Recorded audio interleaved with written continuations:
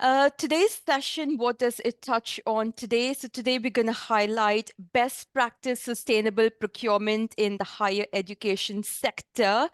Today I have with me an organization that we worked with over the last 6 or 7 financial years. That's LUPC, London University's Purchasing Consortium. Thank you for joining us today. LUPC is an organization that has excelled. They have the leading status when we've evaluated them now 3 times versus the ISO 2400 standard, the guidance standard for sustainable procurement. That is because they've not only maintained, but they have led on industry and sector initiatives. And that leads into my other panelists on today's session. So we've got persons from Electronics Watch. We've got you here, Marisol, and she will be talking about her collaborative work with LUPC, focusing on supply chain transparency and due diligence in order to protect workers and labor and human rights and mitigating modern slavery breaches in global supply chains. LUPC also work with public sector organizations and collaborating with them. So councils as well. We've got Natalie Evans and Christina Jackson on today's session.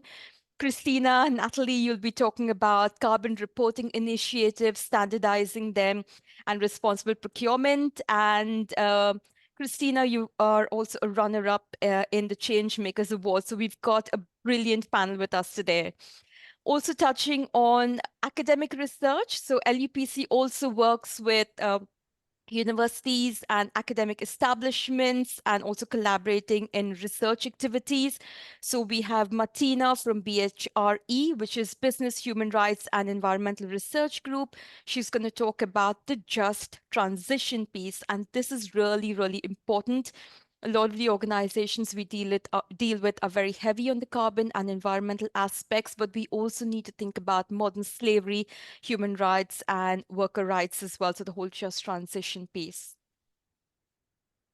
Today's session is a webinar. While you all can see us as an audience, we're not able to see you, but we have introduced a bit of interactivity into it as well. So please bear with me.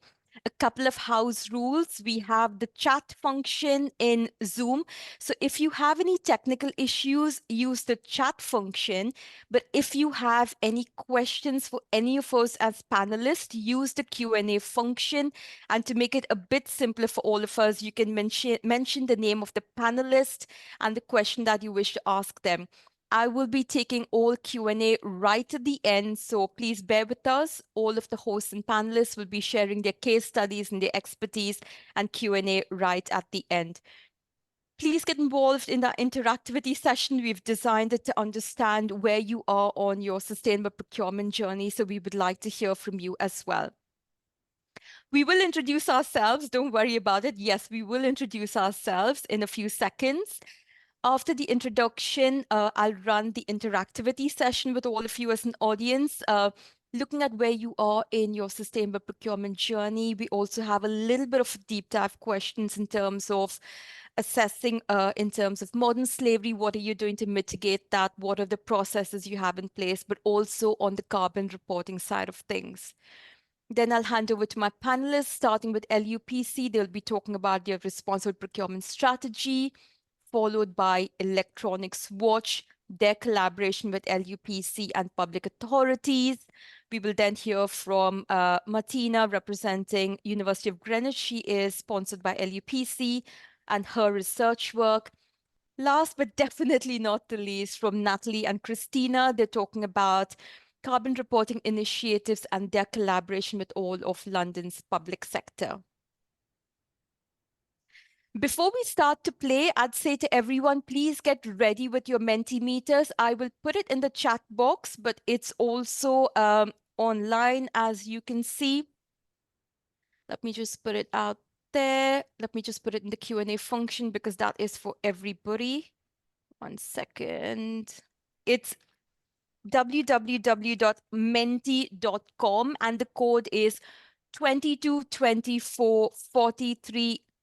Just log into Menti, whether that's on your laptop or that's on your mobile phone. Just keep it ready so we can get into the interactivity session. It's menti.com. it'll prompt you to add in a code. The code is on the screen. It's 22, 24, 43, and 2. So just be ready for the interactivity session. And let me just go into introductions. Christina, you're first on my screen. Would you like to say hi to the audience today and introduce yourself? Hello, everybody, and thank you, Mel, for starting with me. So I'm Christina. I work at the City of London Corporation as a Sustainable Supply Chain Manager, and I'll be speaking today with Natalie around kind of our carbon charter that we're trying to roll out across all of the different boroughs within within the M25, really, and the other public sectors that also sit within this space. Shall I hand over to Natalie since we're part of a double up? Yeah. Hello there. Natalie Evans, Head of Responsible Procurement and Supplier Relationship Management at Westminster City Council. Right, welcome to session, Natalie. Mags, I'm going to come to you. Morning, everyone. I'm Mag Shapiro. I'm the Responsible Procurement Lead at London University Purchasing Consortium. Welcome to session, Mags. Marisol, would you like to say hi? Hi everyone, I'm Marisol Bernal and I am Affiliate Engagement Manager at Electronics Watch. Welcome to the session. Marisol, lovely to have you all on board. Jaspinder, you're next. Hey, I'm Bindi Sandhu. I'm the Deputy Director at LUPC. All right, and Bindi will be presenting her case study with Martina. Hello, Martina. Hey everyone, I'm Martina Trusniak. I am finishing my PhD at the University of Greenwich, and I'm also Responsible Procurement Advisor at LUPC and Research Advisor on Remedy at Electronics Watch. It's great to be here. Lovely to have you. We've got Billy from our marketing team supporting us today. Billy said he wants to hide in the background. That's all right. I'm Mellita De Silva. Some of you may have been on my workshops and webinars. I lead up the Sustainable Procurement Offering and Action Sustainability and the Supply Chain Sustainability School. And thank you to everyone who has joined us today. What we're going to do right now is I'm going to run a little bit of an interactivity session with you as an audience to understand where you are on your sustainable procurement journey and responsible sourcing from your suppliers and subcontractors. So hopefully you have logged into Menti. Most of you answered questions already, really proactive there, which is not a bad thing. It's menti.com for anyone who is, oops, brilliant. Menti tries to do things in the middle of a presentation. It's menti.com, the code, let me go back to my, excellent, brilliant. Just a second, let me just stop sharing and go back to Menti. In the middle of it is trying to sell me stuff today. Right, let me just find that presentation. Most of you have answered the first question already. So it's menti.com for anybody who's literally just joined the session. Menti.com 22, 24, 43, and 2. It's not really showing me my slides. Just a second. 1 minute. Just bear with me for that.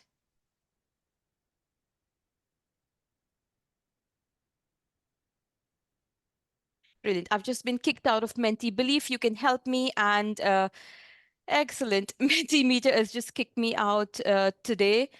Billy, if you can just put me back into Menti so I can present my slides, that will be good.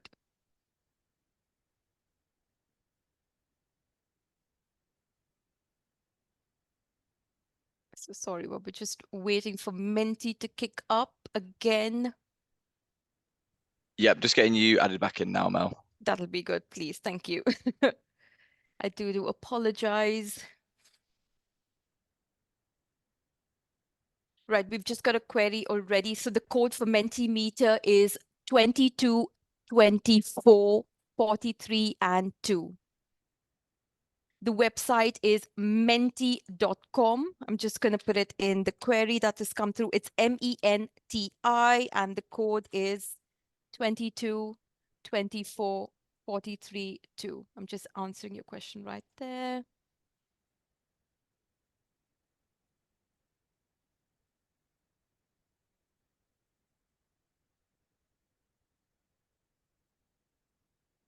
Billy's just getting me added back into Menti. I do apologize for that.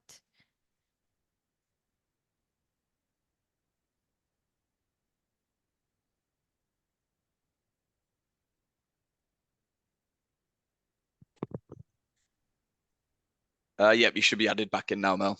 Yeah, just a second. Really sorry. It was working till this morning. Hopefully that works now. So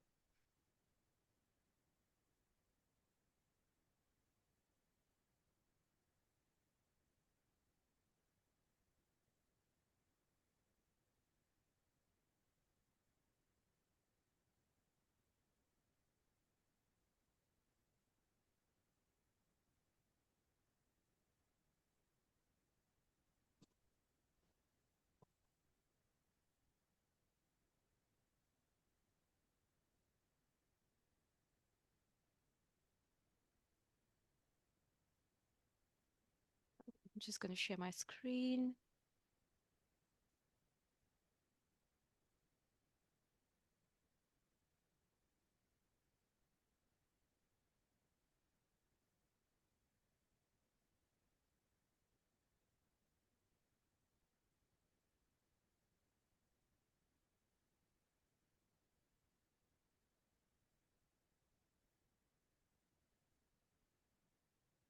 Billy, it will not let me present. So I think we've got a couple of responses already that have come through.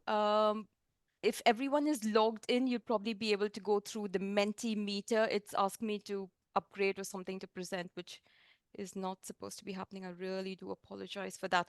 What we'll do is we can run the quiz at the end. I'll hand over to my panelist, Max. If you want to present your slides and maybe talk to your content, we can always run the Mentimeter at the end without having to stop through the time in the presentation. Sure.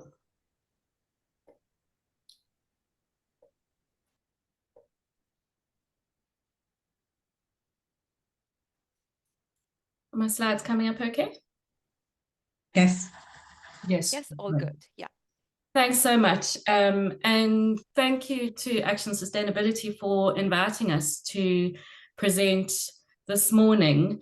I, prior to joining LUPC, ran a small consulting practice in South Africa and in the UK. And a lot of my work crossed over between working with suppliers and working with a lot of retailers, and working to create an enabling environment for suppliers to be able to achieve the expectations around responsible procurement from a customer perspective, as well as working with trade policy and how trade policy impacts on manufacturers, producers, service providers' ability to meet compliance expectations. So you will see that influences our strategy quite a lot, the notion of creating an enabling environment. And part of our ability to maintain the leadership status in terms of our ISO 2400 assessment really has a lot to do with our partnerships. And that is why we invited today the other speakers with whom we work on a collaborative basis all the time and in many, many different ways. So we've invited our research partners, some of our other public sector collaborators, as well as our civil society affiliation via Electronics Watch. And it's really through, those are the two key things I wanted to share with you today, is a really values-based approach to responsible procurement that leans into creating an enabling environment, as well as the power and the ability to achieve so much more through collaboration.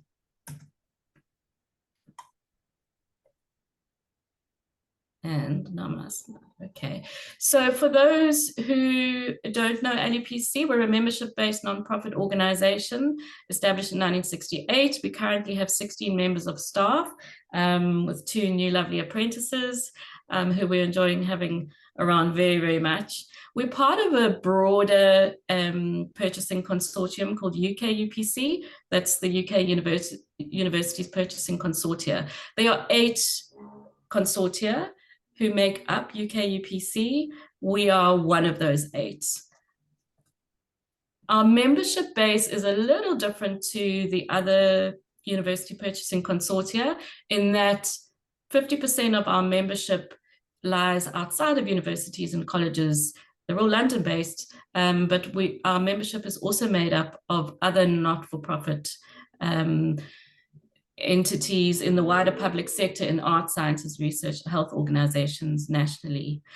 So we have 91 full members, 42 associate members, and if anybody's interested in who our members are, there's the link.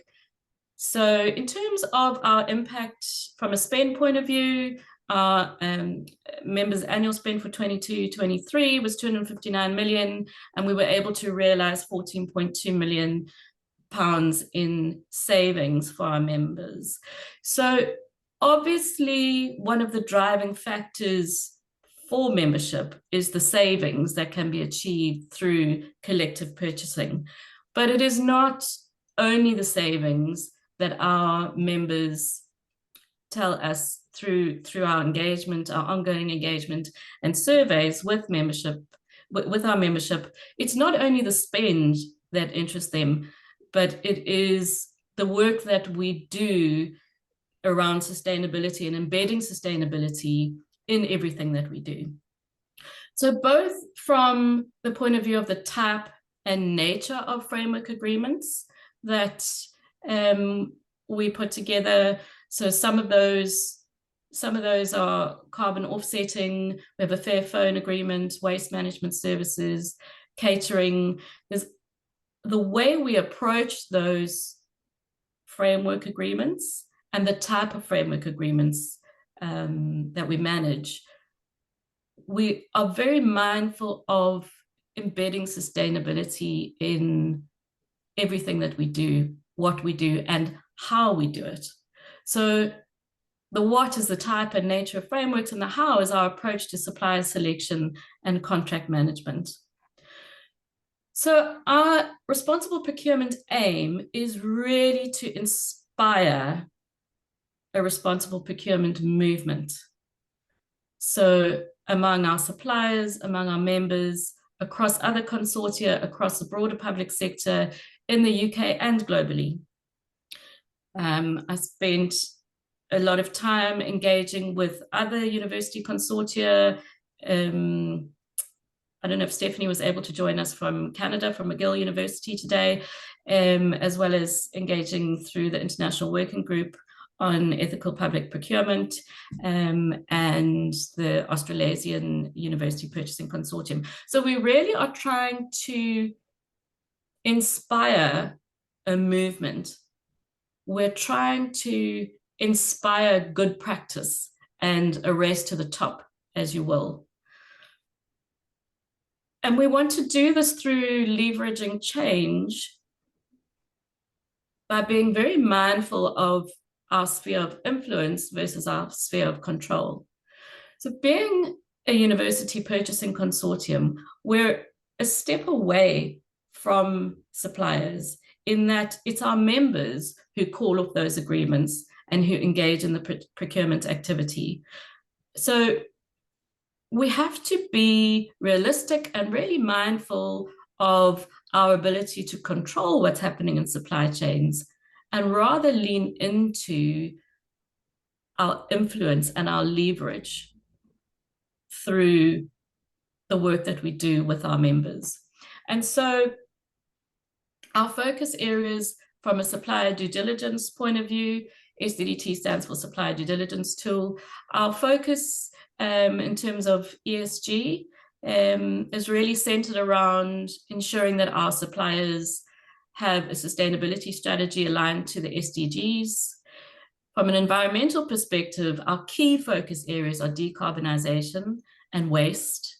From a social perspective, we focus really strongly on modern slavery, human and labor rights, diversity, equity, inclusion, and social value. Now, one might argue that some of these areas fall under social value.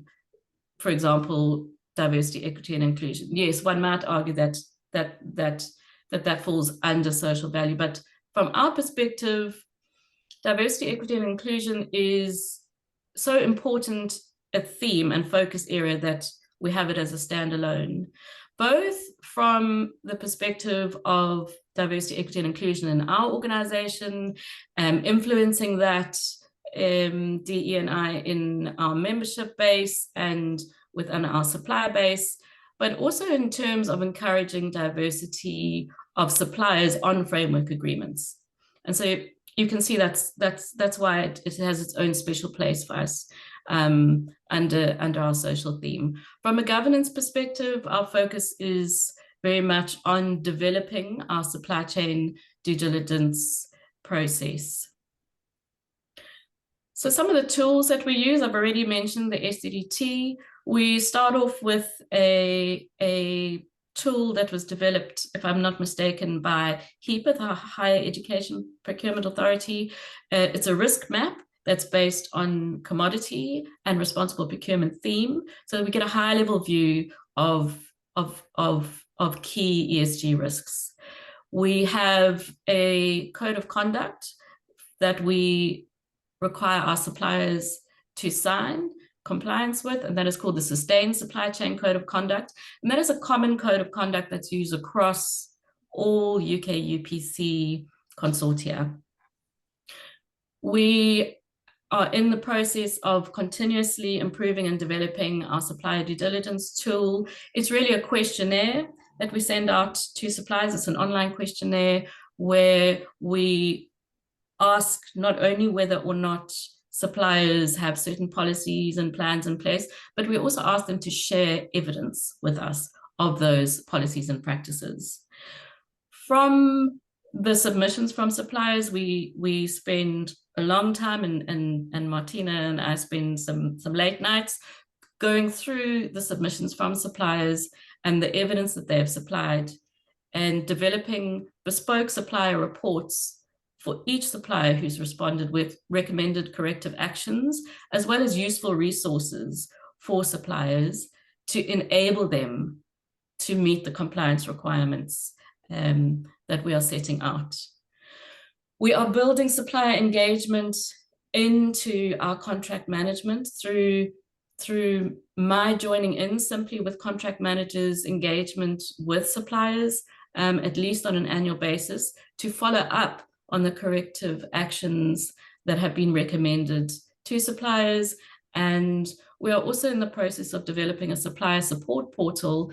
It's under construction at the moment. It will be live on our website, where suppliers will have access to as many resources as I can find to enable and support examples, templates, case studies, recordings of webinars, and we are also developing a roadmap of excellence in responsible procurement for our suppliers to follow, so that everybody recognizes the path that they're on, and so that we're constantly able to measure progress with our suppliers, not from the point of view of penalizing those suppliers, but from the point of view of understanding how we can support and enable suppliers.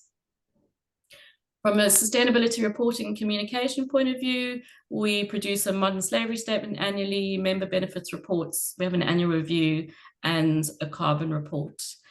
Another area that we are working on at the moment is, and this came out of the ISO 2400 assessment as a recommendation, was to further develop our grievance mechanisms, including whistleblowing. And so that has a bearing on how we operate ourselves as LUPC, but also how we operate within the broader UK UPC consortia.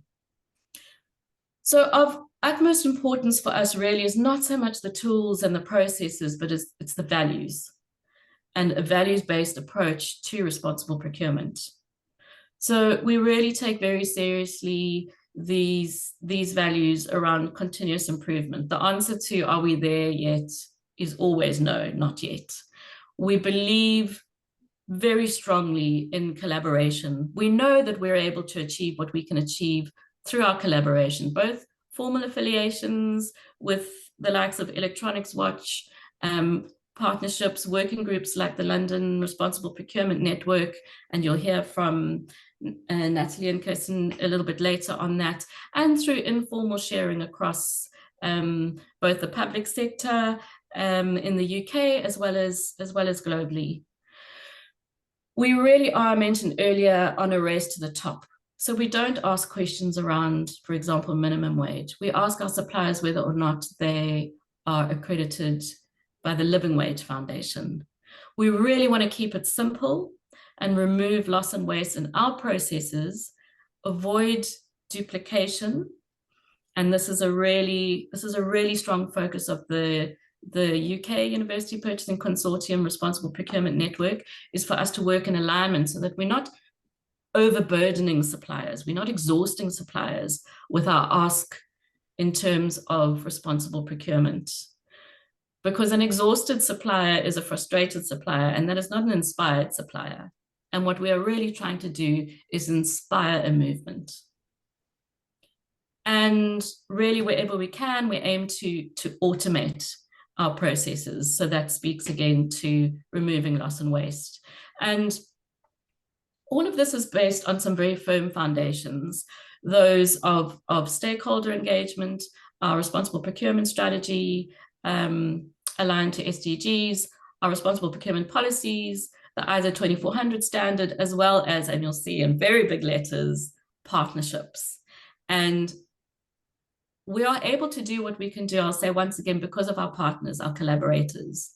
And we've invited some of those key collaborators and partners to share their experience in working with us today, and how the relationships are beneficial to both parties. So I'd like to hand over, if I may, to Marisol from Electronics Watch.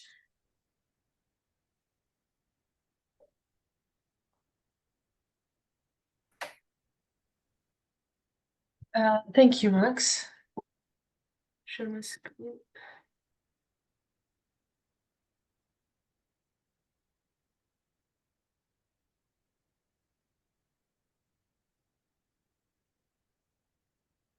Can you see my presentation? Yes, Can that's I- all good. yeah. That's good. Thank you. Thank you. So yeah, thank you, Max. I'm Marisol Bernal. I'm a field engagement manager at Electronics Watch, and I'm gonna present what we do and how we work with organizations like LUPC to protect workers in global supply chains. So first about Electronics Watch, we use public procurement leverage to promote and protect the rights of workers in global supply chains. So our model helps public buyers to use their leverage to drive improvements for supply chain workers, hold companies accountable for human rights violations, and we help workers to organize and realize their rights.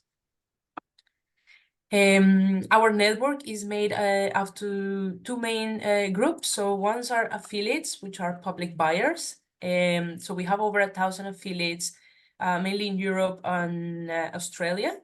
14 are direct affiliates, and the rest are through purchasing consultants like LUPC. So in the UK, most of the UK higher education purchasing consortium are part of Electronics Watch. Therefore, the majority of the UK universities are our affiliates through those consortium. And then our second group of collaboration is our monitoring partners. We operate in 14 different countries in electronics production and mining regions. So you can see here in like orange, that's where we do the monitoring activity. And why we focus on public procurement? So public procurement represents 14% of the EU's GDP. Public authorities' purchasing power gives them considerable influence over their suppliers. And by collaborating, public authorities can increase their leverage, gain more visibility into supply chain risk and violation, and realize cost and time savings by mutualizing monitoring and remediation costs. and why we focus on electronics as a main category. So social issues in the ICT sector are systematic. So there are no fair or ethical ICT hardware. So with a few exceptions, major electronics brands source their components from the same suppliers, and their products are often manufactured in the same factories. So regardless of the label or the certification, one brand is not better than the other in terms of inherent risks. So they all have the same risks because of the type of supply chain that we're talking about. Among those risks, we have forced labor, excessive working hours, deceptive recruitment, low wages, abusive termination, health and safety issues, and union busting. So this is a graphic just to show an example of the complexity and the risk of the electronic supply chain. This is only risks on forced labor, and you can see that is different depending on the country and the supply chain position. So even in Central and Eastern Europe, a medium to high risk of modern slavery exists depending on the components. So by supporting affiliates in securing supply chain transparency and coordinated worker-driven monitoring of specific factories linked to the products that they procure, we enabled public bodies to quantify and qualify forced labor and other human rights risks in unprecedented detail. Our model is, or how we work, is based on 3 pillars. So the first pillar is public procurement or procurement leverage. And this is public buyers using supplier dialogue and contract conditions to demand decent working conditions in their electronic supply chains. So they use our procurement tools to carry out effective due diligence. They recognize that they have greater supply chain visibility and influence as part of a network than they will do individually. And so they work together with other public buyers to exercise that collective power.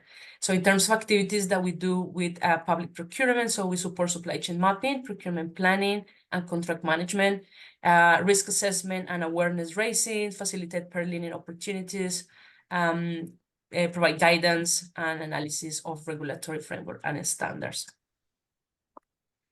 Our second pillar is the worker-driven monitoring. So this enables investigations that go beyond social audits. It reinforces workers' agency in the process that impact their rights and well-being, and it builds local capacity to identify and seek remedy for violations. So our worker-driven monitoring is carried out by local partners. They are civil society organizations based in manufacturing and mining regions with expertise in labor rights. So they are trained on our methodology. Our methodology is also available, publicly available on our website. They understand the local context, they speak the local language, and they know how to reach workers without putting them in danger. So activities that we do is educate workers about their rights, train local workers' rights advocates and worker representatives to conduct monitoring, generate credible and industry-independent evidence on risk and violations, and report on risk and violations in public sector supply chains. And then our third pillar is industry engagement. So we promote shared responsibility and collaboration among purchasers and producers and enhance accountability for remediation through dialogue. One part of this industry engagement is, as an example, the terms of engagement with the RBA, so the Responsible Business Alliance, which is an industry association that includes electronic brands, reseller, manufacturers. So we have specific terms when we find issues that they have not found, and we have a coordinated approach how to remedy workers in those cases. Activities of industry engagement, so pursue remedy for business harms in public supply chains, support implementation of the work-driven remedy principles. This was developed by Martina, which she will talk later, but facilitate and strengthen multi-stakeholder dialogue on worker rights and organize public buyers to enforce compliance with contract obligations, legal requirements, and core labor standards. In terms of collaboration, Electronics Watch model relies on several types of collaboration, but 2 of the most important are collaboration among public buyers or public authorities, and between public authorities and our monitoring partners. And Electronics Watch sits in the middle, enabling this type of collaboration. So Among public authorities, it's about increasing collective leverage by public authorities, and this includes sharing supply chain data and services. So if we know about a factory and we're monitoring what factory, that link, it potentially links a few of our affiliates. So it's the same activity with a bigger impact. Standard setting achieved by coordinating demands in the industry, mutual learning and best practice sharing, and collective action. So at the moment, we have some working groups that work in specific issues like freedom of association, on specific suppliers such as Apple and Cisco. And then the collaboration with our monitoring partners. This type of collaboration aims to generate credible evidence to inform the due diligence process and to support workers in realizing their rights. And that includes direct expertise exchange via webinars and events, so that we bring monitoring partners to talk direct to our affiliates about the work that they are doing. The provision of external grievance mechanism for workers, training for workers on their rights and the risk inherent in their work, building capacity of local organizations to support workers and generate credible evidence, supporting workers, organizing and empowering worker representatives like trade union. And this contributes to reducing the reliance on industry-generated and industry-controlled evidence, and put right holders at the center of the process. So our monitoring activity puts workers at the center of the whole process. And so in terms of how we bring these activities together and this type of collaboration, this is an example of the impact of public procurement on the ground on workers' condition. So we have developed these reports that are quarterly, the monitoring status report. So in these, there are factories, reports about factories that we monitor and that are linked to products that our affiliates or public buyers buy. So they are specific to public buyer supply chain, and they contain monitoring findings, remediation updates, guidance on how to engage with suppliers. So this is like a public version, but the confidential version have more details, but you can find the issues that we found in that factory, the background, including the name of the monitoring partner that carried out the investigation, explanation on the issues, and how to engage with the supplier if the affiliate or the public buyer wants to sort of like take a step forward and engage directly with the supplier to try to support the monitoring activity. And just to show impact on the ground, so this is a recent activity that we had. It was a factory in Thailand.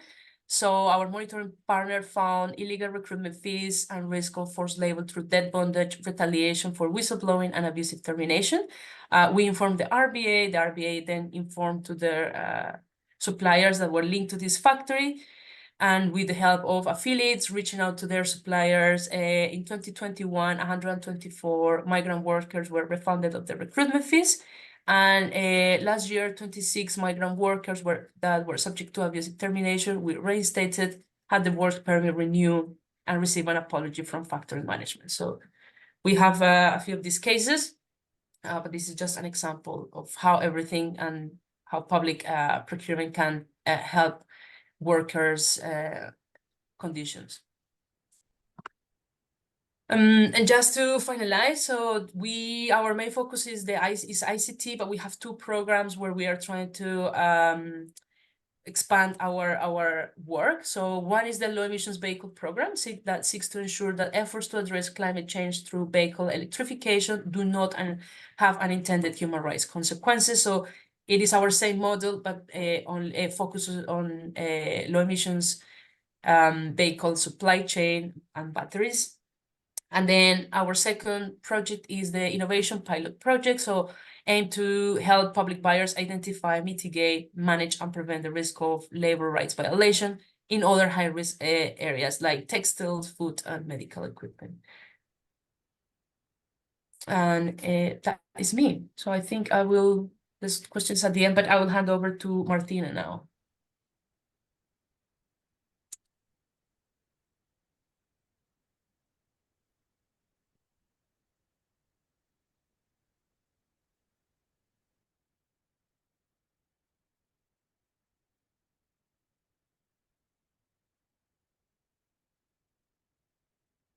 Martina, you're on mute. Maybe just unmute yourself. Thank you. Thank you. Thanks very much. Right. So what I will be speaking to is the link between research and practice in responsible public procurement. And I will be joined by Bindi at the end as well to give us some key lessons as well. I have been working with the LUPC for the past 3 years as a responsible procurement advisor, and this is a collaboration with my PhD at the University of Greenwich. Why collaborating with academics? Well, in general terms, this collaboration is important both for academics and for public buyers. I think on one side, in academia, we read a lot. We're very theoretical. We can look at the big picture and also look at other disciplines, how these interact, see if there are some lessons learned that we can bring to the table, and also keep up to date with emerging best practice, maybe in different contexts, at the international level, at the regional level. And we're also able to bring the examples of your procurement practice to the networks that we have access to. We go to academic conferences, we can bring, and we have, especially with the Business and Human Rights and Environment Research Group, we have been bringing LUPC and other organizations with us to share best practice so that it gets more traction in terms of theory building in academia as well. But on the other hand, collaborating with public buyers helps us as well, and it keeps us grounded. Are we suggesting something that is actually feasible and can be implemented in practice? The public buyers have a lot of knowledge about how the market works in specific industries and sectors. You're the ones that have a relationship with suppliers and can tell us this is going to work or this is not how our suppliers respond. And public buyers also have access to a very different network of good practice and knowledge exchange, like responsible procurement networks. So this is a mutually beneficial relationship. It helps us both, and it is really important to ensure best practice. Now, look at specifically at how my research has worked together with LUPC. My PhD is in human rights and public procurement. My thesis is on remedy and how to achieve worker-driven remedy for abuses in global supply chains through the power of public procurement. And I am wrapping up at the moment, more or less, but my PhD has always been focused on practice and how to influence practice. And this can be seen, for example, in the approach that we have taken with LUPC on not focusing specifically and just on modern slavery or forced labor, the most extreme forms of abuse. What we want to do is kind of look at the bigger picture. What is exploitation in supply chains? And this is really informed by research showing that exploitation takes place on a continuum. We can say forced labor is happening in several different places, but sometimes it's quite hard to say where does it begin, where does it end? What we need to do is have a broader look, address wider issues, which might be wages, working hours, health and safety problems, so that we can prevent these abuses to escalate in more serious problems. And also, my specific focus is remedy. So I have been contributing as well to introducing remedy considerations in what we do with the LUPC, our engagement with suppliers. And this has also been informed by my collaboration with Electronics Watch on developing some principles for worker-driven remedy. On the other hand, how has working with LUPC helped me in my research? First of all, when you look at public procurement, what is public procurement? And it has helped me to look at the bigger picture, the whole procurement cycle. Where does every action fit in? What is the best place for it? And Also about the importance of having a relationship with suppliers, as Mags has mentioned as well. You know, we can't, it's not about legal enforcement specifically, and not just legal enforcement. It's not about forcing suppliers to take action. And I think sometimes when you read the research, when you stay in academia, you might get a bit lost in this, but it is about, you know, supporting them and engaging with them and ensuring they understand why we ask specific things. And this has really been invaluable for my research as well. Now, we have also an example of a project that concluded very recently that gives another good example on how research and practice interact. And this was a project on called Intersecting Sustainabilities, Protecting Both People and Planet in Public Sector Supply Chains. It was a collaboration between academia, public procurement, and a charity. And it was led by Mike Rogerson, the principal investigator, currently based at the University of Sussex, who sadly can't join us today. What the project wanted to do is look at the interaction between social and environmental criteria in public procurement. As Mellita said, it is about just transition, you know, climate. We want to address climate change, and we will be introducing, you know, new tools, new you know, ways we purchase, and it's important not to lose sight of the people working in supply chains as well, so that when we bring about ways to tackle climate change, they are not the ones impacted in their working conditions. The way this collaboration worked was that we, as LUPC, gave access to the researchers, to our members and the suppliers. And as you can see, I've put some of the numbers of who was interviewed, but this is just to stress that, you know, there was no legal requirement to take part in this project. The reason we got such good engagement was because LUPC values collaboration and strong relationships, both with members and suppliers. So we reached out, and so many decided to participate because they value this kind of engagement and they see the benefits of engaging with academia further. Looking at the findings, they are public now. This is what the report looks like. There is a research summary, but there is also the full report online now. What the researchers found is that really there is no interaction at the moment between modern slavery and climate change. At least it's not fully developed. It might be starting, but there's a lot of knowledge missing on how to do that, how to integrate both considerations, and also because there is no clear mandate to do it. So resources are not put where they should be. And because of this, you know, there's a very light touch approach. There's a lot of reliance on external organizations, which might provide some assurances, but there is also a lack of knowledge from public buyers and from suppliers on how these organizations actually work. And one of the ones that actually is working and has been recognized by the report as well is Electronic Swatch. Quite a lot of the people interviewed mentioned Electronic Swatch as good practice, but at the same time, the researchers found out that those using Electronic Swatch could do much more to engage with them to increase impact. So this is really a call to, you know, use this membership. It is really important. The researchers also had some specific findings for purchasing consortia. For LUPC, they recognized our efforts in building and using the supplier due diligence tool that Mags mentioned, that actually we started developing before Mags joined with Marisol. So it's good to, you know, continue this collaboration throughout the years.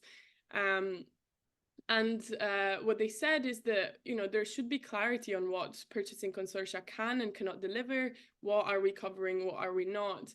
And also, getting back to Mag's point about not duplicating efforts, maybe there should be more of an effort in collecting information on what's already been done, such as audits. And this is something that we have actually been thinking about a lot at LUPC. We have been working already for quite some time, for example, on having a process flow on, how do we integrate responsible procurement considerations from the very beginning of the procurement cycle throughout the procurement cycle, and including contract management. And how do we make it make sense for us first, but also how do we share this with members, with suppliers, so that it is clear for everyone what we are doing and what we're not. And at the same time, we have been updating the SDDT quite a few times now, and we have included questions on third-party audits. So this is really to say, these conversations that we have with academics, they are really important to create the time and the space to articulate maybe what we have been thinking for quite some time, but maybe didn't have the right time to focus on and think about a bit more in depth. We might be and practitioners might be so caught up with the day-to-day procurement function that, it might be useful to take a step back and reassess. And it really validates what you might have been thinking and you might have wanted to implement in your practice. I think it brings some external validation as well to your approach and to where you should move to next, which helps create the mandate to act further. And with this, I will pass it on to Bindi, who will talk to us a bit more about the procurement journey at LUPC and some key takeaways as well. Thank you, Martina. And thank you for Electronics Watch, Marisol, the examples that you gave of some of the work that you're doing on the ground. It really helps to realise some of the work that's impacting real people and real lives, and I think that's really important. And I hope as you're listening through our journey, you can see that we're very passionate about what we do. We are very keen to work with different collaborators so that we can progress, we can develop, and we can actually make a very positive impact on the work that we're doing. And I think as individuals, we are accountable for our own actions in our personal lives, but I think in the work environment, we have a lot of power as buyers and suppliers to make changes that can be rolled out, and the impacts can be felt worldwide, I think, especially if we do it right. And for me, and some of the things that Mag said, where this partnership, collaboration, it's really what we're about. One of the key findings that the research came up with is that procurement practitioners don't really have the time, the capacity, resources to really work with initiatives and best practice. Now, I used to work as head of procurement at University of Arts London, and I understand it from that side, and I also understand it from the LUPC side. And having been at the point where you're a member organisation, you're trying to deliver lots of different contracts, etc., your aspirations and your goals to deliver responsible procurement in everything that you do are there. It's something that you feel from within. It's who you are as a person, and it's who you want your organisation to be, and you want to be able to deliver those results. But in reality, if the resources aren't available to you for fulfilling those aspirations, it's an area that sometimes gets left behind, or perhaps not as developed as much as it could be. So, and one thing I did learn from there is how you can use the expertise and the frameworks where some of that work has already been done for you. So if you can't do it all by yourself as an organisation, the consortia are there to support what you do and are trying to put some really good practice in place. It gives an opportunity to access a resource that you're not necessarily going to have, but it's information that's really essential for you to do your job and know that you're acting in a responsible manner. So if you can't do it, it's nice to know that somebody else is for you. And resources. So I've put on there bolstering resources. There's also the option as LUPC to let us help you if you need it. So if there was a project that you wanted to work on, you wanted to explore more about your own as a supplier, as a member, what's happening with the supply chain, it's certainly something that we want to bring things together. We want to develop as much as we can. And supplier support and development is really an area that we want to work closer with our supply chain, really develop our processes together. It's a partnership approach. What can we do? What can we learn? What can we improve?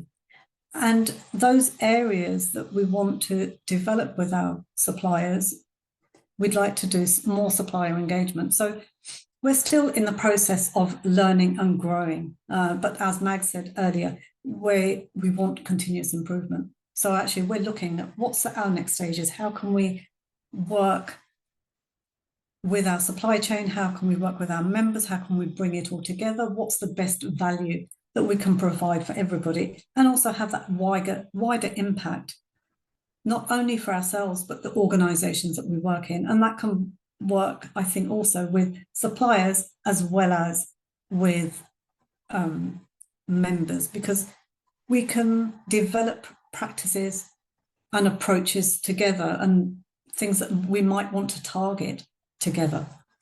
So, and organisational collaboration and partners. And as you can see from this call, we work very, very closely with organisations. We can't do it alone. So these relationships that we have are extremely important, and they help us to elevate and learn and progress and continue to develop. Could you go to the next slide, please, Martina? Thank you. Just to talk about some of the work that we do. So for those who don't know how we work, responsible procurement is in everything that we do. It's not something that we add on at the end and think, oh yeah, we mustn't forget to do that. It's actually, we build it into our procurement, and we think it's essential to build into our procurements. Our category managers do a lot of research, do a lot of market research before they put anything together. And they'll also look into different ideas and innovation. What ethical, what social, what environmental impacts can they help to support with? What answers could we, or what solutions could we find for somebody who might want to call off a contract, for example? And some of those for catering, our category manager, Justin, he worked with the Ellen MacArthur Foundation, and Marisol did as well, actually, while she was with us, to look into food waste, how the processes at Ellen MacArthur Foundation, how that can be built into our tender. What can we include that's going to then benefit other people? And Julie has been doing, she's our estates category manager. She did waste, for example.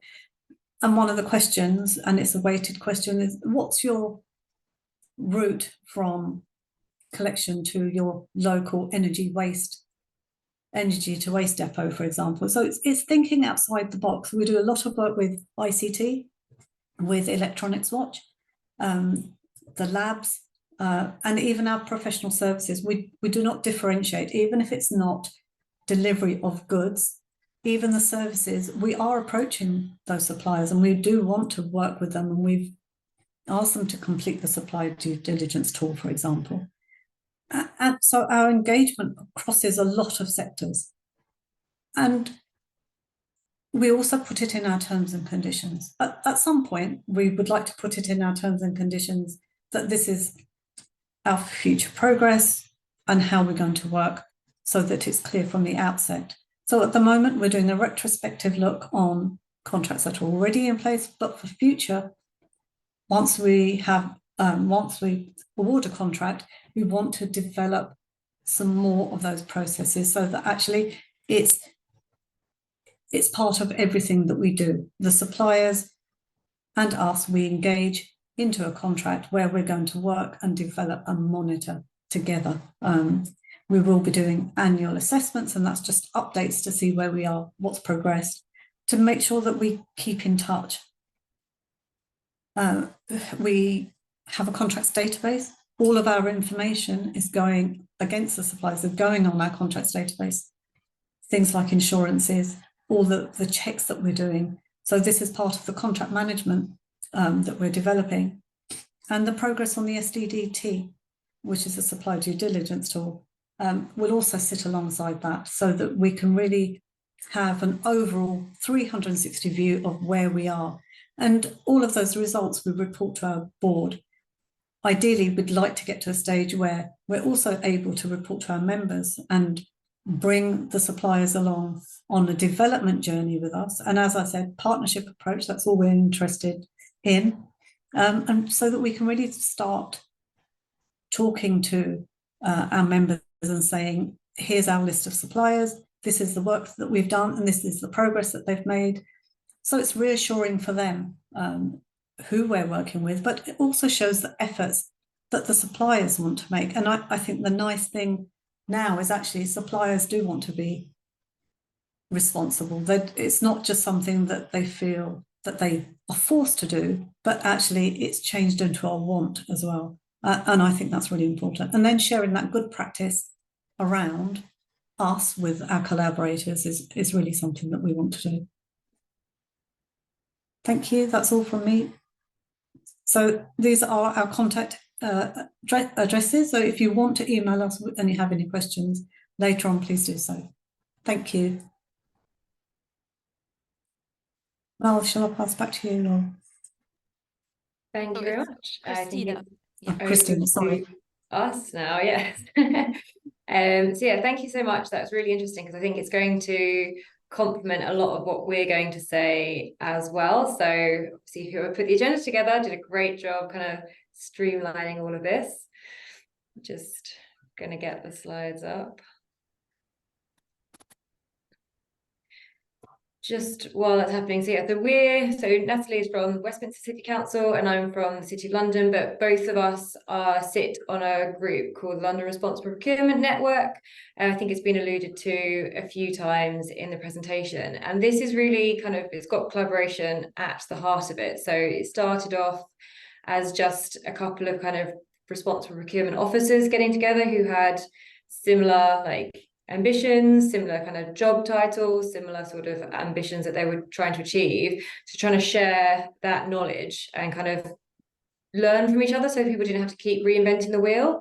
And now it's kind of grown to, I think it covers about 55% of all of London boroughs. It includes the LUPC, who we've heard from today, TfL, different organisations from the Greater London Authority and London councils. And it's really there to kind of share learning, resources, and kind of create, or try to create, meaningful change.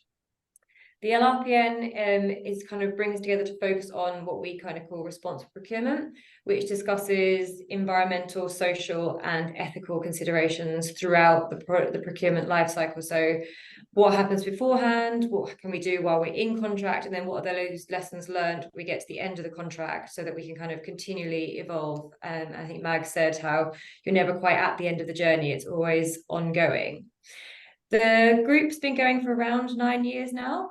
So it's kind of restarted again since COVID. We meet a couple of times a year, I think up to 4. We've got currently we've got the carbon working group, which is where Natalie and I are coming from today, but there's also a supply diversity one, and there's soon to be a modern slavery one as well, so kind of touching on some of what the other speakers have been speaking about.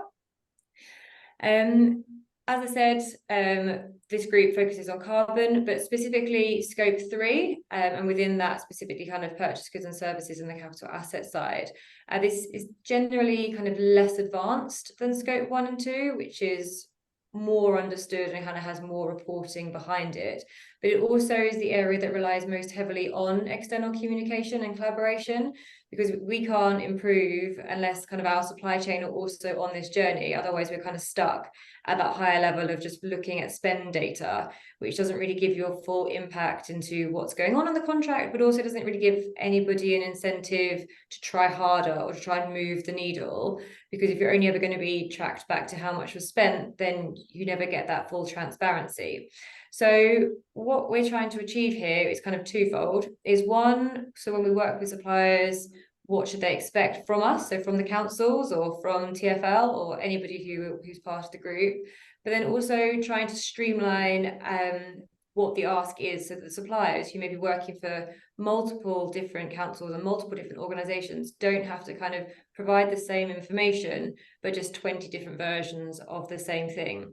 Our hope is really that this allows more time to be spent on actually doing the carbon reporting and doing the carbon reduction, rather than just providing the data. And that hopefully will create demand, which will hopefully stimulate the economy, which will hopefully result in a lower carbon future. I have to admit, the LRPN did have a bit of a jump start on this from our colleagues on the West London Alliance. That's 8 councils from the west of London. They had already kind of created a charter that they were asking their suppliers to sign up to. So as our kind of carbon working group, we kind of took their learnings, reviewed what they had already implemented, and kind of, you know, spoke with them, collaborated with them, used their kind of positives and negatives they had, and thought a bit more broadly, because we were trying to apply this to the whole of London, not just 8 councils, to kind of see where we could kind of tweak it so it become not more generic, but something that could be applicable to a greater number of people and still have that same impact. On the next slide, Natalie's going to talk you through kind of where we're at and what we kind of came up with. But one thing that we have been very conscious over, as I just kind of alluded to, is that each authority is different. So we wanted to create something that would be able to be used by any number of kind of organizations, but would still have the same ethos running through it.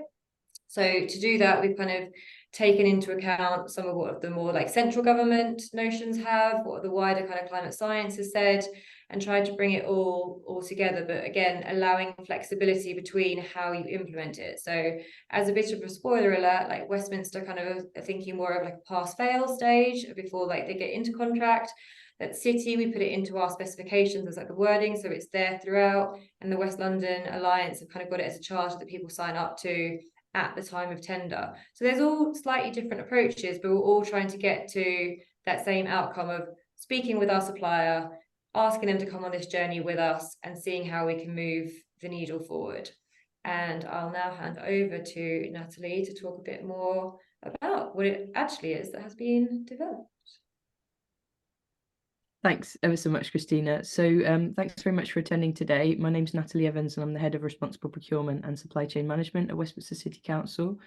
Really good introduction from Christina into kind of why we got together to develop this charter for supply chain carbon. So just to take it back to the very beginning, this is a charter for each of us to sign as organisations.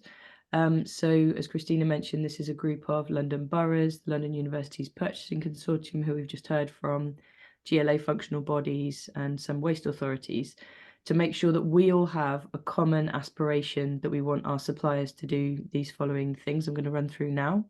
And as Christina said, we really wanted it to be flexible for each organisation. Everyone's at a different stage of their journey in terms of embedding responsible procurement policy into documents, into supplier evaluation questions, selection criteria, and I think many of us are at quite an early journey of really getting to grips with contract management. So the point is that everybody signs up to these 5 principles that they are going to ask of their suppliers. And Christina and I and colleagues are going to be working on quite a detailed guide, both for internal staff within the local authorities, but also for suppliers as how they can actually meet these targets. So to take you through what we've put together, we decided, and again, this is based on the good work done by the West London Alliance, but we wanted to bring it forward, push the level of ambition slightly, and also make the outcomes a bit more tangible. So in terms of organisational measures that we want suppliers to sign up to, We want to ensure that all of us as local authorities are working with suppliers that have a strategy in place to measure, monitor and report on their organisation's carbon footprint. So we want their information to be transparent and that they're actually doing the work to go in and look at their scope 1, 2 and 3 emissions. We also require them to publish a carbon reduction plan that's aligned to climate science, as in, for example, SBTi targets, where they're looking at least 80% of their supply chain, and with a net zero carbon target of at least 2050 or before. Now, this isn't, you might think that that's not massively robust, but we want to first of all align this to the country, the United Kingdom's targets, and potentially once we've got a bit further down the road, we can ramp it up over time, or potentially we're thinking of splitting it into 2 separate targets, both near term and longer term, or medium term and longer term, to really focus the mind so that people don't put off doing this work until later down the line. We also put together a list of contract-specific asks. So the first 2 are organisational, as in what we want the suppliers to be doing in general. So if we're asking those of you who are procurement colleagues, you'll know that if we're asking about an organisation's behaviours, then we'll mostly be looking back at them as an organisation. So this tends to be dealt with in supplier questionnaire stage, or potentially included in terms and conditions of a contract, so that suppliers understand from the outset what they're getting into. And in terms of those more forward-looking measures, those contract-specific measures that we are all committing to integrate, first of all, we want to, and this is potentially the most pertinent one for this call today, is about providing accurate data to help us disclose our greenhouse gas emissions in a clear and transparent way. For those on the call that aren't immediately familiar with carbon, just to give a really brief overview, your scope 1 emissions are direct emissions that come from your tailpipes, from your own boilers in your own buildings. Scope 2 emissions tend to be electricity, so they are the electricity is used in your building, but the grid is external. And scope 3 emissions are everything else. And in this first contract-specific ask here, we're talking about scopes 1, 2 and 3. So most of you as organisations' carbon footprint, depending on the sector that you're in, but if you're public sector, your carbon footprint is likely to be between 80 and 90% scope 3 carbon. That's why it's so important to get this information from your suppliers about their carbon emissions, because your supplier emissions form part of your scope 3 footprint. The second contract-specific requirement for us, if we're signing up to this charter, is about making sure that our suppliers, when they're providing good services and works to ensure climate resilience, the lowest possible whole life carbon impact, so that's really looking at embodied carbon and whether or not different decisions can be made at the very outset, and about continuous improvement, so delivering year-on-year improvements in carbon and energy intensity. And lastly, we want to really make sure that we are acknowledging the relevance of partnerships in this. So it's not all about us chucking requirements at our suppliers and making them do all the work. It's also about us as clients being more intelligent clients, but we need suppliers to meet us halfway in terms of offering innovative solutions that help support our journey. So if there are alternative products on the market that we're not aware of when we're specifying, if new technologies are emerging, then we need to be made aware of that by our supply chain. So that's what this third contract-specific requirement is about. We've not got a massive amount of time, but I've included the following slides in the deck so that those of you who are interested can read through in a bit more detail. But just very briefly, so what we're asking in terms of organisational emissions, we have made sure that we've aligned with current UK requirements. So I think it's useful if anybody is making their suppliers undertake this type of commitment, that you're aligning to what they have to do anyway for central government contracts, so they're not having to do additional work. This will kind of help, even if they're not yet bidding for central government contracts. If they undertake this, they only have to do it once, or annually rather, but they're prepared to do that then and be able to bid for central government contracts. So in terms of the contract-specific requirements, where we're talking about climate resilience, we've decided to really focus down on those contracts that actually have potential to facilitate future climate adaptation. So if we're thinking about particularly warm spells, flooding episodes, etc. That for those contracts that involve things like public realm and hard landscaping, that those aspects are very fully taken into account. And also those services that would be vulnerable to extreme weather events, so things like drainage and any kind of organisations that are keeping servers in the basement, etc. In terms of whole life carbon assessments, we are mostly looking at construction projects. That's when this really comes into the fore. And lastly, in terms of making specific commitments to reducing carbon year on year, if it's a brand new contract that has never been let before, then it's useful to make sure that the baseline is starting from the supplier's current fleet or current approach, and then you make them reduce year on year. But if it's a term contract that you've let before, it's really important, even if you haven't engaged with your supplier before, that you get some kind of baseline measurement of how well the contract is performing on a carbon basis in order to be able to set your baseline from the outset for your new contract. I've run through the innovative solutions part. It's all about the supplier coming up regularly with operationally viable and costed solutions, that they make clear challenges to us as a client. We want to be open and listening to their recommendations and potential suggestions of pilot projects with other boroughs and public authorities that they might be delivering services to as well. So we as clients might not be aware that there are 6 other boroughs that are using that same waste operative or highways service provider, but they know that, and it's useful for us to then be able to share costs for any particular contracts that or any particular pilot projects that might have a cost premium. And lastly, on my particular section, this is a set of the requirements that we're asking for in terms of the actual detail. So when we're discussing, please provide accurate data to help us disclose our greenhouse gas emissions, this is what we mean. And as Christina said at the beginning, we're really trying to move away from proxy values that give us a certain indication of roughly how much carbon is being used on a contract, but we need to know, we need to get more information on environmental product declarations and actual carbon emissions embedded within the materials that we're buying, in order for us to really reduce our carbon emissions in earnest for scope 3. I'll pass back to Christina now to wrap up. Thanks very much. Thank you. Yeah, so as Natalie said, we're trying to kind of really make sure that this works, but also to put the onus a little bit back on ourselves as well. Just so that when we're not asking the suppliers to do stuff that we're not actively doing ourselves. We did think it would be sensible to kind of test the market. So we did reach out to, as you can see here, a couple of suppliers, mainly from the construction and waste management sectors. And we actually got some really pleasing results. So all but one of them were measuring their scope 1 and 2 and actively publishing their results that aligned to SBTI or something similar. So I think that gives a good level of confidence that, you know, everyone is kind of on this journey, or at least at the beginning of it.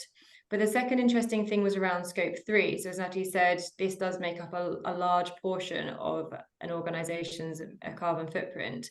And a lot of them were already reporting on, like, well, the 5 main ones that the government had already kind of outlined, but also what was better than that was that purchase of goods and services was also reported on by over half of our respondents, which is great, because that can be one of the more difficult ones due to the fact that it takes more collaboration, it takes more time, and obviously the numbers of suppliers that people have in their supply chains is huge. So again, it's another level of confidence that we think this charter is going to, you know, be successful. The other element that was also very positive, moving across to the right-hand side of the screen, was actually that contracts would be, or the ones we spoke with, would be happy to have some form of carbon metric or KPI or some form of carbon element written into their contracts. And they would also be happy for this to be shared at tender time. And if we just go down to the triangle, what was kind of a shock to us, I guess, in as nice a sense of the word, is that actually the suppliers are kind of waiting for us to tell them that this is important to us, rather than the other way around. So we expected like cost and time to be like the main barriers to why they hadn't mentioned carbon or innovation around this topic to us before, but actually it's us as clients that haven't, because we've not highlighted to them, in the contract or in regular meetings that we're interested in lower carbon alternatives or what other councils or other organisations are doing, they haven't brought them forward. So we're hoping that by introducing the charter, we kind of tick off or like align ourselves to the fact that we're showing the supply chain we're interested in this and we are starting to prioritize it as a client, and then that gives them the opportunity to raise the innovations and kind of tick off that third point that Natalie mentioned from the charter. So I think this is a really good, I mean, I appreciate it's a small footprint, but it is a really strong indication that people are ready to move forward in this space. This is our last slide. You'll probably all be pleased to know. I know you've had a lot of information kind of thrown at you this afternoon, so I won't read out everything here, but just some of the key takeaways that we wanted you to have is that we've built upon what was already out there. So collaboration and partnerships are really important to kind of make sure you don't keep reinventing the wheel, but also building on the learnings that have gone before you and expanding them to maybe develop against the needs that are happening as the subject evolves.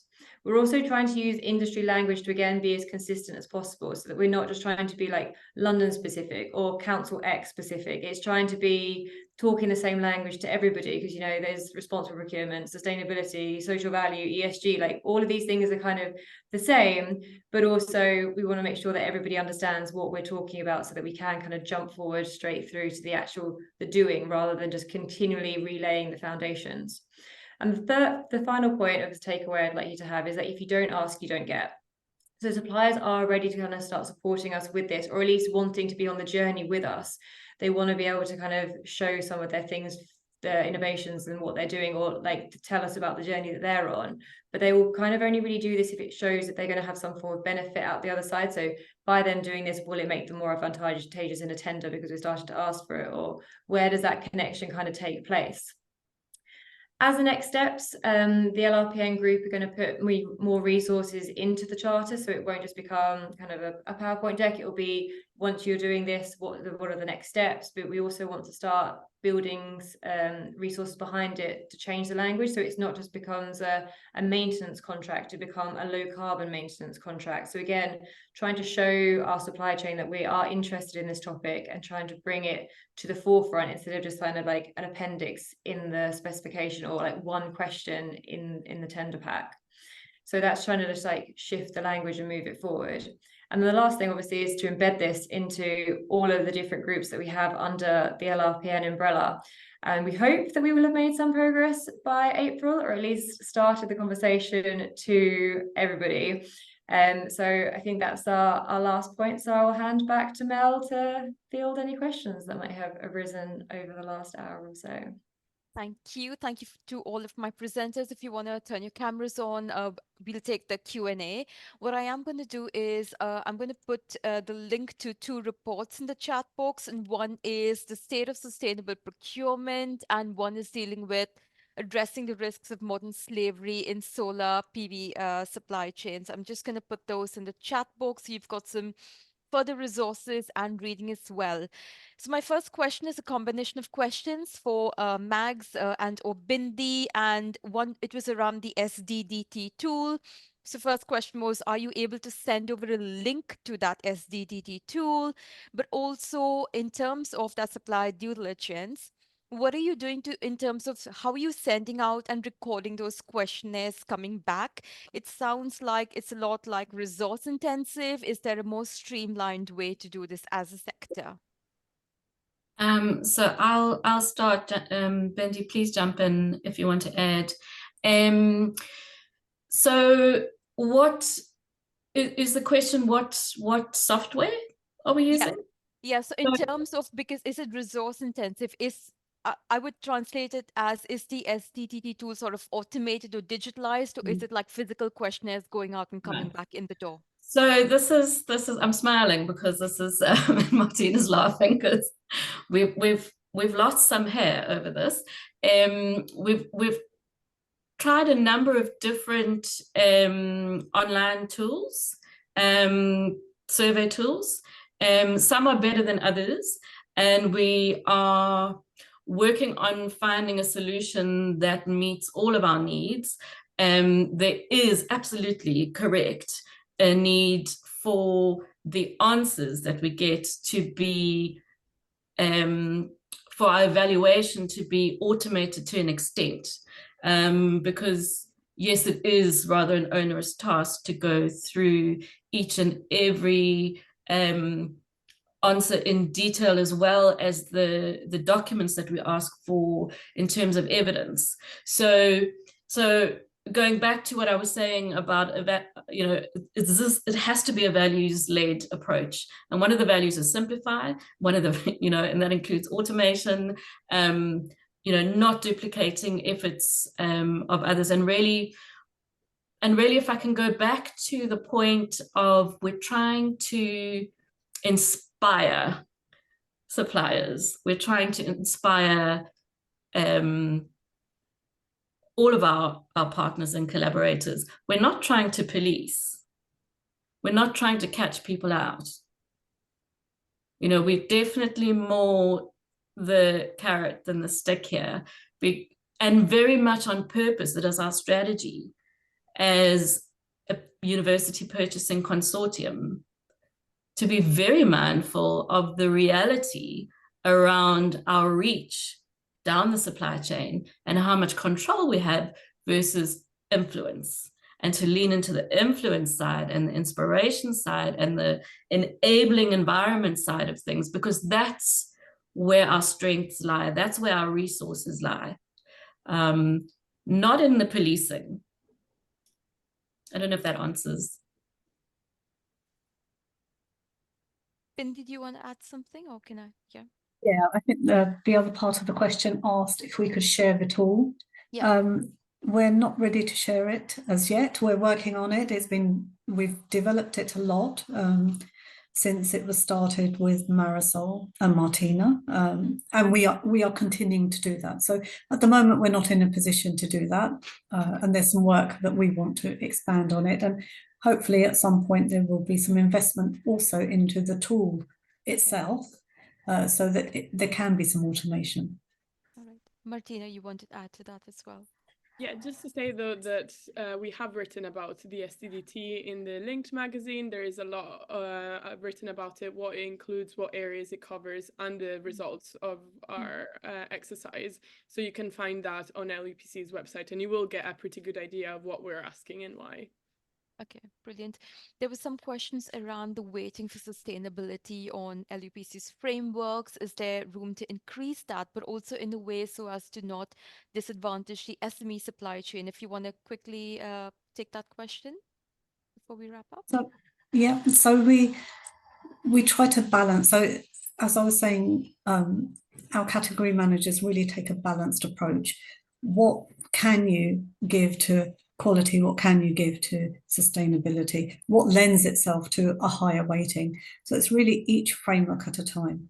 So what we will do, for example, we'll add social value questions that we want our suppliers to submit information on their social value projects that they're running, but we're not weighting that. We're asking for information so that we can still get access to different information and enhance the procurement to see what else is available, what other value adds are included, but not necessarily weighted, but some of that weighting that we could have used at social value, we'll use elsewhere.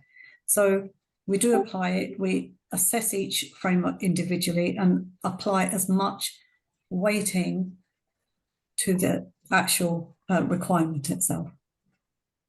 I'm just very conscious we've come up to the close time. I might just give it 1 or 2 minutes more for 1 or 2 more questions. Some of these I can answer myself. So in relations to the Procurement Act, so the Procurement Act imposes significant additional admin burden on public buyers because of that greater requirement for transparency.